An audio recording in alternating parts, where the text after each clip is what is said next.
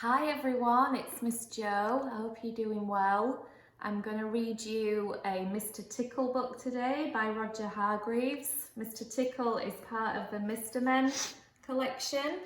I know that some of you know the Mr. Men stories, but for the ones of you that don't, there are lots of different Mr. Men.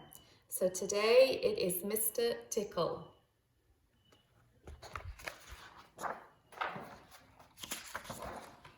It was a warm, sunny morning. In his small house at the other side of the wood, Mr. Tickle was asleep. You didn't know that there was such a thing as a tickle, did you? Well, there is.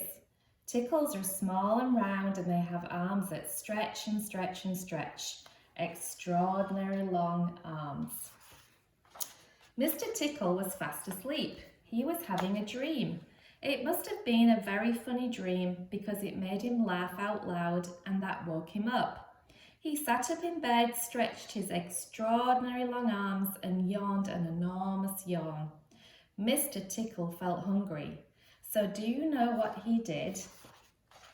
He reached out with one of his extraordinary long arms, opened the bedroom door, reached down the stairs, opened the kitchen door, reached into the kitchen cupboard, opened the biscuit tin, took out the biscuit, brought it back upstairs through the bedroom door and back to Mr. Tickle in bed. As you can see, it is very useful indeed having arms as long as Mr. Tickle. Mr. Tickle munched his biscuit. He looked out of the window. Today looks very much like a tickling day, he thought to himself.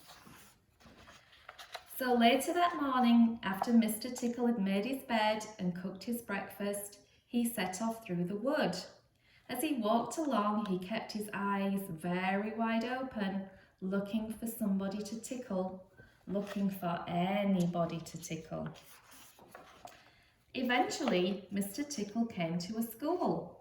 There was nobody about, so reaching up with his extraordinary long arms to a high window ledge, Mr. Tickle pulled himself up and peeped in through the open window. Inside, he could see a classroom. There were children sitting at their desks and a teacher writing on a blackboard. Mr. Tickle waited a minute and then reached in through the window. Mr. Tickle's extraordinary long arms went right up to the teacher. He paused and then tickle. The teacher jumped in the air and turned round very quickly to see who was there, but there was nobody there. Mr. Tickle grinned a mischievous grin. He waited another minute and then tickled the teacher again. This time he kept on tickling until soon the teacher was laughing out loud and saying, stop it, over and over again. All the children were laughing to see such a funny sight. There was a terrible pandemonium. Eventually, Mr. Tickle thought he'd had enough fun, so he gave the teacher one more tickle for luck and very quietly brought his arm back through the open window. Chuckling to himself, he jumped down from the window, leaving the poor teacher to explain what it was all about, which of course he couldn't. And then Mr. Tickle went to town. And what a day Mr. Tickle had. He tickled the policeman on traffic duty at the crossroads in the middle of town. It caused an enormous traffic jam. He tickled the greengrocer just as he was piling apples neatly in his shop window. The greengrocer fell over backwards and the apples rolled all over the shop. At the railway station, the guard was about to wave his flag for the train to leave. As he lifted his arm in the air, Mr. Tickle tickled him. And every time he tried to wave his flag, Mr. Tickle tickled him until the train was 10 minutes late leaving and all the passengers were furious. That day, Mr. Tickle tickled everybody. He tickled the doctor, he tickled the butcher, he even tickled old Mr. Stamp, the postman, who dropped all his letters into a puddle. And then Mr. Tickle went home.